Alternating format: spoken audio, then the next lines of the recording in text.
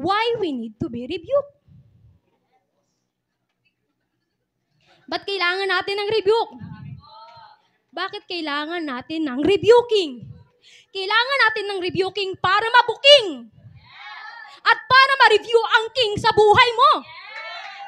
Kailangan mo ng rebuking para mabuking, para ma-expose yung kamalian sa buhay mo. Para lumabas yan, para mabuking yung mga yan, at para ma-review yung king sa buhay mo. Kung nandyan pa ba yung king sa puso mo? Kung naka-align ka pa ba sa king?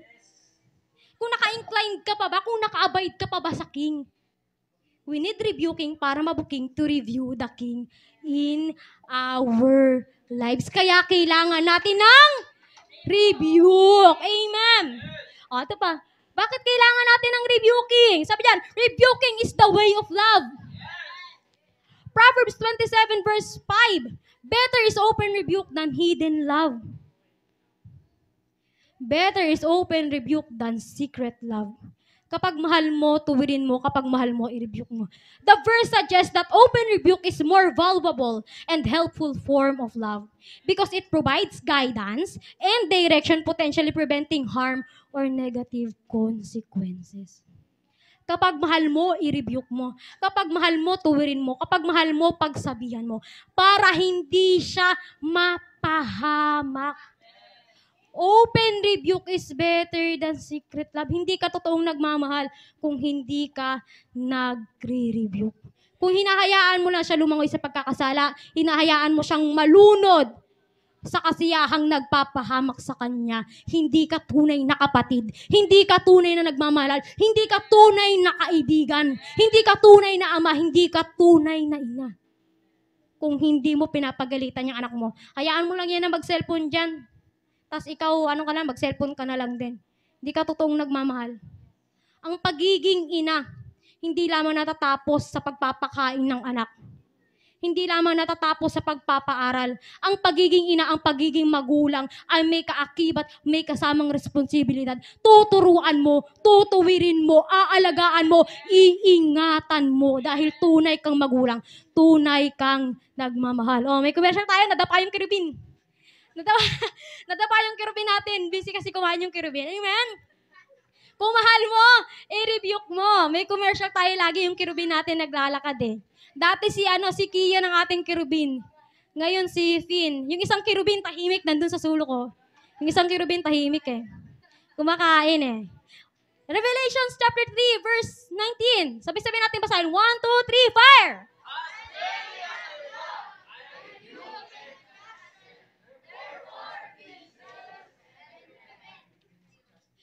Revelation chapter 3:19. As many as I love, I rebuke and chasten. Therefore, be zealous and repent.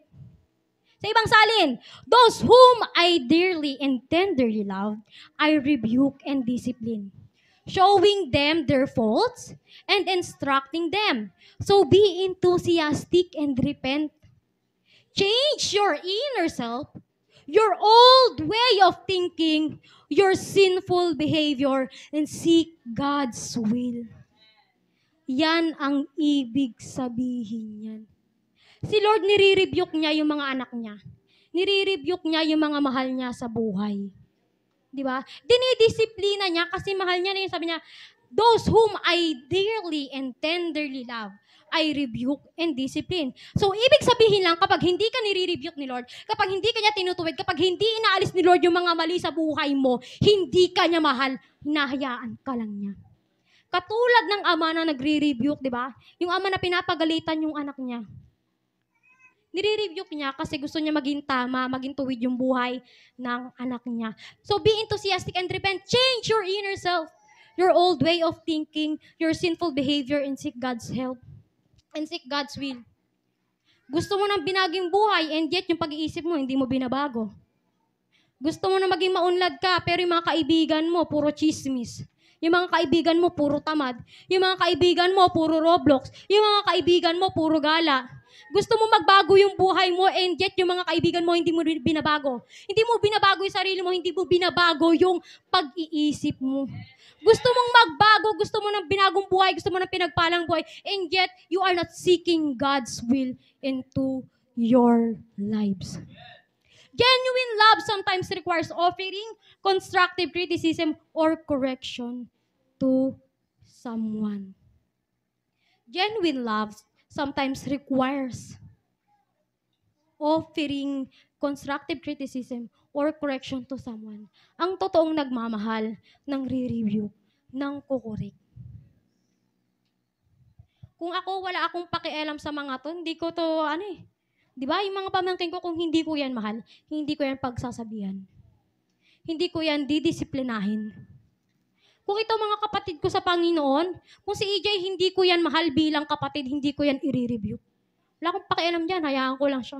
Kung ano mangyari sa buhay niya. Gusto niya naman yan eh. Siya naman nag-decide niyan eh. Ibig sabihin, wala akong pakialam sa kanya. Pero dahil mahal ko yan, kapatid ko yan, ni-review ko yan. Yung mga pamangkin ko, kaya ako yan, dinireview, kaya ako yung pinagsasabihin, dinidisiplina, kasi mahal ko sila. Tayo din, ganun din tayo. Nire-review natin yung mga kapatid natin. Minsan, ang review, hindi lang yung nanay, i-reviewin yung anak. Yung anak, pwede din mag-review. Mga magulang, huwag tayong palaging iisipin natin na ikaw lang ang may karapatan. Ikaw lang nang ikaw ang papakinggan. Ikaw lang ang didisiplinahin. Minsan, kailangan din natin ng disiplina sa ibang tao. Lagi mo nakikita yung anak mo and yet ikaw hindi mo nakikita yung sarili mo bilang magulang. Baka mamaya nagkukulang ka na rin bilang magulang. Baka nagkukulang ka na sa pagpapaalala. Baka nagkukulang ka na sa aruga. Baka puro ka na lang daldal. Puro ka na lang cellphone. Bigyan mo na cellphone yung anak mo, baka nagkukulang ka na bilang magulang. Pag pinagsabihan ka ng anak mo, ma, ikaw din naman, nagsiselfone ka, ano isasagot mo? Wala. Wala to, down to. Wala to, down to si mama. Wala to, down talaga to eh. Ha? Ayun pa, sabi ni Jamie, wala to, ex to. Oh, may ganun pa daw. Para ano, di ko kayang tanggapin. May ganun. Wala to, down to. We must rebuke each other.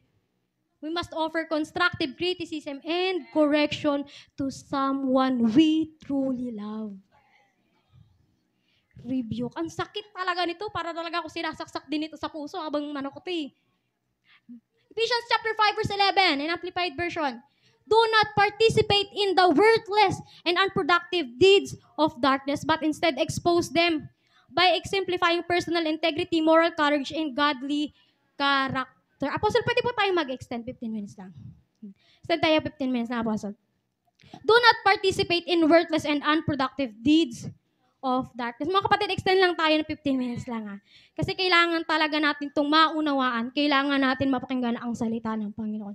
Do not participate in the worthless and unproductive deeds of darkness. Huwag ka nang makisama. Huwag ka nang makisama. Huwag mo nang gawin kung anumang ginagawa ng mundo. But instead, i-expose mo. Instead na makisama ka, makibahagi ka, i-expose mo. I-expose mo. Kasi burden yan sa'yo kapag hindi mo siya in-expose.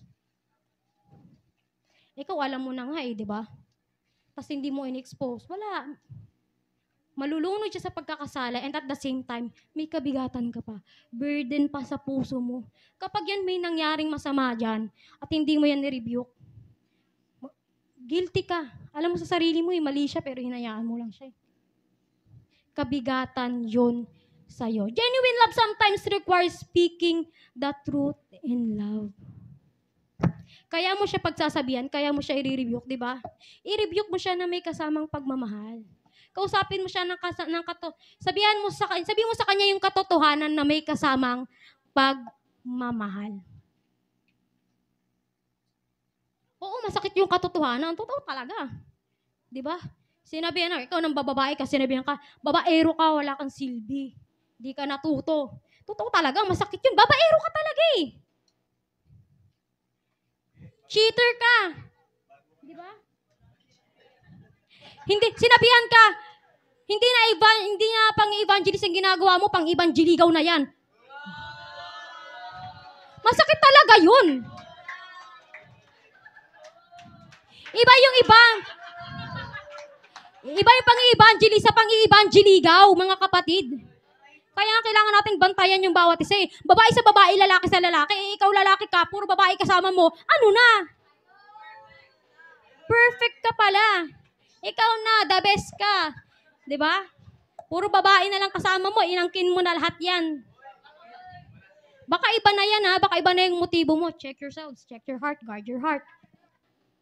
'Di ba? Genuine love Psalms. Genuine love sometimes requires speaking the truth in love. Hindi naman tayo nangingialam. Halimbawa, nakita mo yung kapatid mo, yung kaibigan mo nag-cheat. I-rebuke mo siya, pagsabihan mo siya. Te, kuya, alam mo mali ang ginagawa mo. I-rebuke mo siya, hindi naman sa nangingialam ka ng buhay. Hindi mo naman talaga gusto pakialaman lang yung buhay niya kasi gusto mo talaga na mabago yung buhay niya. Hindi ka nangingialam, hindi mo siya nire-review kasi lang gusto mo lang mangialam. Kaya mo siya nire-review kasi gusto mo magkaroon siya ng binagong buhay. Gusto mo magkaroon siya ng renewed mind, change heart, and transformed life. Kaya mo siya nire-review. Ephesians chapter 4 verse 15. Instead, we will speak the truth in love, growing in every way more and more like Christ, who is the head of His body, the church. Kaya natin nire-review yung bawat isa. Kaya natin sinasabi yung katotohanan so that we will grow in every way more and more like Christ. Para maging katulad tayo ng Panginoon. So that we will live, we will do the ways of the Lord Jesus Christ. Pangalawa, why we need rebuking? Because rebuking is the way of love. Rebuking is the way of love. Ayan, tama. Rebuking is the way of love. Kaya ka nire-rebuke kasi, rebuking is the way of life na pala tayo. Rebuking is the way of life. Kaya ka nire-rebuke kasi mahal. Kasi mahal ka. Gusto niya na mapunta ka sa buhay na walang hanggan. Kaya ka nire-review kasi ayaw niya na mapahamak ka, mapunta ka sa kamatayan. Kaya ka niya nire-review. All scripture is God, breath, hininga ng Panginoon. All scripture is God, breath, rebuking is the way to life. Proverbs chapter 6 verse 27, for the commandment is a lamp, and the teaching of the law is light, and reproofs, rebukes for discipline are the way of life. Kaya ka nire-rebuke so that you can walk into the ways of life. Para papunta ka, para tatahakin mong daan patungo sa buhay at hindi patungo sa kamatayan. Kaya ka nire-rebuke. It is the lamp to our feet and the light to our path. Ang dilim na nga ng daanan mo, ayaw mo pa tumanggap ng rebuke, ayaw mo pa ng kaliwanagan sa buhay mo, di ba? Wala na talaga mangyayari sa buhay mo niyan. We must open our hearts for rebuke. We must accept rebuke from others. The authority to rebuke is the one who experiences the same critical situation to model or to warn our brethren. Kapag wala kang authority, wala kang karapatang mag-rebuke. You cannot rebuke someone who do the same things as you do. Diba? The authority to rebuke is the one who experiences the same critical situation. Hindi mo siya maaaring i-rebuke kung hindi mo naman naranasan yung ginawa niya, di ba? Kasi kaya mo nga siya nire-rebuke to model or to warn our brethren. O halimbawa nito si Ate Chuchay at si Kuya Allen. What they experience is a warning to the youths. Their experience is a warning to their beloved brothers and sisters. Alam na nila yung hirap, alam nila na hindi madali, alam nila na mabigat, alam nila na sobrang sakit, sobrang bigat. Kung ano yung naranasan nila, warning yon sa mga kabataan na may boyfriend and girlfriend. Warning yun sa mga kabataan na gusto na agad mag-girlfriend. Warning yun sa mga kabataan na gusto na agad mag-boyfriend. Warning yon. Yung naranasan natin, Chuchay, tsaka ni Kuya Allen. Kasi alam na nila, mahirap, hindi madali, mabigat. But at the same time, they are a model. Model din sila sa atin. Bakit? Kasi yung problema nila, ni-resolve nila nang papalapit sa Panginoon at hindi papalayo. Na sa kabila ng hirap na dinanas nila, sa kabila ng pagkakastumble nila, they still stand up. Because we have apostle who reached them out. Tinulungan silang tumayo. They have nanny in their lives. na tinulungan silang tumayo at bumangon muli. They are a model. Niresolve nila yung nangyari, yung nakaraan nila, ng papalapit sa Panginoon. Di ba? They are a model. Na sa tuwing magkakamali ka, lumapit ka sa Panginoon, huwag kang lalayo sa Panginoon. Proverbs chapter 10, verse 17. A traveler to life is he who is keeping instruction and whoso forsaking rebuke is erring. Sabi-sabi natin basahin. 1, 2, 3, fire!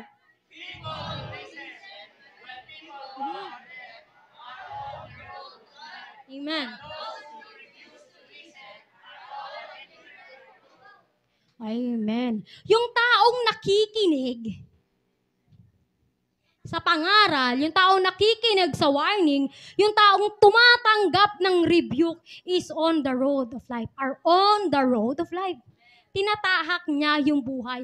Pero yung taong hindi marunong makinig, puro pride of life, ibang daan ang tinatahak niyan.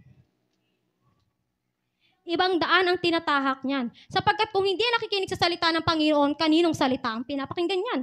Kung hindi siya nakikinig sa Espiritu ng Panginoon, kaninong Espiritu siya nakikinig? You are on the opposite road kapag hindi ka marunong makinig. Kapag puro pride ka sa buhay mo. Kasi hindi ka na marunong makinig. Hindi ka marunong makinig sa pangangaral, hindi ka marunong makinig sa warning, hindi ka marunong tumanggap ng review kahit sinasaway ka. Pinapahamak mo yung sarili mo. Hindi mo mahal ang sarili mo. Hindi mo mahal ang Diyos. Our goal is not to hurt people but to lead them in the right way of living. Kaya natin sila nire-rebuke, hindi naman kasi gusto natin sila masaktan. Totoo naman, masakit yung rebuke. Masakit yung rebuke. Pero kasi kailangan mo yun, pagkain yan eh. Pagkain mo yan, buhay mo yan. Masakit ang ma-rebuke. Pero yung goal naman talaga natin, hindi para masaktan siya. Kundi para hindi siya mapahamak. Para manatili siya naka-anchored sa Lord. Para manatili siyang naka-abide sa Lord. Manatili siya sa light ni Lord. Proverbs chapter 12 verse 1, do you want to know the right way to live? Then you must accept it when people warn you that you have done something wrong. Only stupid people hate it when people warn. Stupid ka ba? Hindi ka stupid, kaya makinig ka. Only stupid people hate it when people warn them. Hindi ako nagsasabi nito. It is the word of God. It is the Lord Himself who said, only stupid people hate it when people warn them. Yung totoong nasa daan ng buhay, tumatanggap yan ng rebuke. Nakikinig yan sa pangangaral, nakikinig yan sa warning. Tinatanggap niya, ina-admit niya na nagkamali siya. Kapag sinabi siya, uy bro, mali na yung ginagawa mo. Ina-accept niya, ina-admit siya sa sarili niya, oo nga no. Baka di mo namamali siya, oo nga no, ganun pala yun. Oo nga, buti na lang. Salamat bro, salamat sis, kasi pinaalalahanan mo. Pero ba ditong stupid? Stupid. Totoo talaga to. Hindi naman ako nagsabi nito. Only stupid people who hate it when people warn them. Pinagsabihan ka, gusto ka nga matuwid eh. Gusto nga niya na disiplinahin ka, gusto niya na hindi ka mapahamak. Pero nirebuke ka, nagtampo ka, nagalit ka. You are stupid. You are stupid. Nirebuke ka, pinagalitan ka, nagtampo ka, lumayo ka, you are stupid. Hindi ako ang nagsabi, but it is the word of the Lord. Masakit ang katotohanan. Si Lord ang nagsabi, hindi ako. Ibig sabihin sa'yo, stupid ka. Di ba? Ayan nandyan na yan eh. Alam nga naman, isurat ko yan dyan kasi wala lang. Gusto ko lang kayo sabihin na stupid. Hindi ko naman po pwedeng gawin yun. Mayayari ako sa Panginoon, di ba? Rebuking is the way of love. Rebuking is the way of life. Pangatlo, rebuking is the way of discipline. Kaya ka nire-review kasi dinidisiplina ka, kasi mahal ka, kasi gusto na nandun ka sa buhay, magkaroon ka ng buhay na walang hanggan, ayaw na mapahamak ka. Proverbs 3 verse 11 to 12, my son, do not despise the Lord's discipline and do not resent His rebuke, because the Lord disciplines those He loves as a father the son He delights in. Nire-rebuke ni Lord, dinidisiplina niya yung taong mahal niya. Di ba? Huwag kang magalit. Huwag kang magtampo sa Panginoon kapag dinidisiplina ka. Kapag nirebuke tayo ni Apostle, makinig tayo. Sinabi ni Apostle sa pulpito, humaharap ka sa banal na Diyos and yet yung suot mo para kang nakapambahay. Mabuti pa pagpupunta ka sa mall, prepared ka, handang-handa ka, pustura ka, pero paghaharap ka sa banal na Diyos, para ka lang nasa bahay, para ka lang tumambay. Humaharap ka sa banal na Diyos. Ang sinasamba mo ay banal na Diyos. Sabi, binabago mo ako araw-araw. Binabago. Ganyan ba yung binago? Ganyan, sumasya kami, Mary. Binabago mo ako araw-araw. Binabago, simula sa mababa, pataas ng pataas. Binabago mo ako araw-araw. Binabago mo ako araw-araw. Para kang namatayan. Ang Diyos mo ay buhay, hindi patay. Itataas ang aking mga kamay sa Diyos na mahabagin. Itataas ang aking mga kamay. Wow! Yan na yon, todo na yon. Kaya yan yung kamay, kaya yan ginawa dyan para itaas. Subukan mo itaas yung paa mo. Makarating ba yan sa tuktok ng ulo mo? Mahihirapan ka. Hindi ka pumunta dito para lang sa pagkanta. Pumunta ka dito para i-worship, sambahin, papurihan ang Panginoon. Huwag kang feeling social. Huwag kang feeling others. Hindi porkit bata ka, hindi ka nasasayaw, nahihiya ka. Wala sa edad ang pagsamba at pagpupuri sa Panginoon. Wala sa edad. Oo, nasa edad ka na. Oo, you are senior and yet you are still tumatayo ka pa rin sa Panginoon. Sapagkat ang sinasamba mo ay Diyos na buhay. Ang Diyos ang nagbibigay sa atin ng kalakasan. Sa TLHP nakita ko doon, 82 years old, 85 years old, ang galing sumayaw. Talagang babad sa presensya mo. 85 years old. Ang lakas. 85 years old, di ba? Nakagantiyan ako, ganyan na siya. Wala nang ipin, pero ang lakas. Grabe espiritu, buhay na buhay. Sabi niya, magkatabi kami, sabi niya, nagpapato siya, alam mo ba si Lord? Talagang binago ako ni Lord. Wala na siyang ipin. Wala na siyang ipin, pero inget. Grabe yung pagpupuri, yung espiritu niya sa Panginoon. Ang pagpupuri at pagsamba sa Panginoon, wala sa edad. O, ito pa. Ito pa, pwede namang umihi, pwede namang mag-CR. Pwede naman. Pero kapag tumayo sila, pumalakpak sila. Kaya nga tayo pumapalakpak, tumayo ka kasi ang pinapalakpakan mo Diyos na buhay. Kapag pumalakpak sila, tsaka ka pwedeng mag-CR. Para hindi ka tayo ng tayo, hindi ka nakikita. Pwede mag-CR, pero kapag tumayo sila, isasabay mo. Sa seminar nga, training nga sa trabaho Hindi ka tatayo dyan, hindi ka aalis. Hanggat hindi tapos yung training, titiisin mo yung ihi ka na, puputok na yung pantog mo para magkaka-UTI ka na, magkakabato ka na. Titiisin mo yan kasi bawal Pero salita ng Panginoon, tayo ka ng tayo. Pwedeng mag-CR pero i-timing mo naman sana na nakatayo sila. Ang mahirap niyan, tayo ka na nga ng tayo, tapos ang tagal mo pa sa CR, gaganon-ganon ka pa. Ang tagal mo pa. Hinahayaan mo na manakaw sa'yo ang salita ng Diyos. Sabi mo sa katabi mo, huwag kang gayon. Yung may panggigigil, huwag kang gayon. Amen. Hallelujah. Huwag kang gayon. Hallelujah. Discipline and rebuke.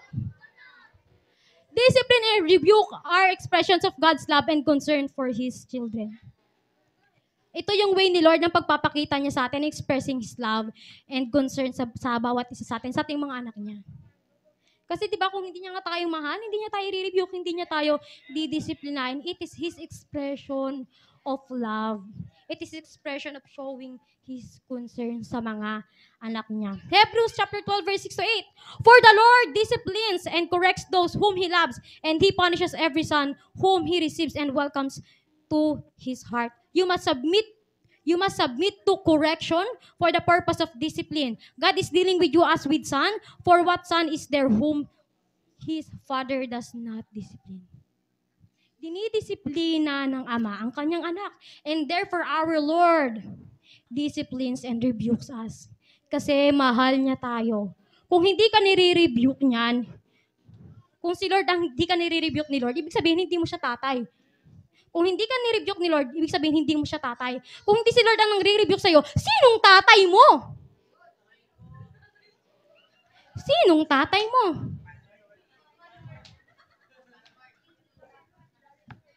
Merong Bible verse na sinabi na kung hindi si Lord ang tatay mo si Satanas. Dalawa lang ang spiritual father mo. Si Lord o si Satanas. Sino sa dalawa? Ang tatay mo. So, sinong tatay mo? Diba? Kaya ka dinidisiplina ni Lord. Kapag dinisiplina ka, tanggapin mo ng tanggapin. Okay lang yan. Lamp sa feet mo yan. Liwanag sa buhay mo yan.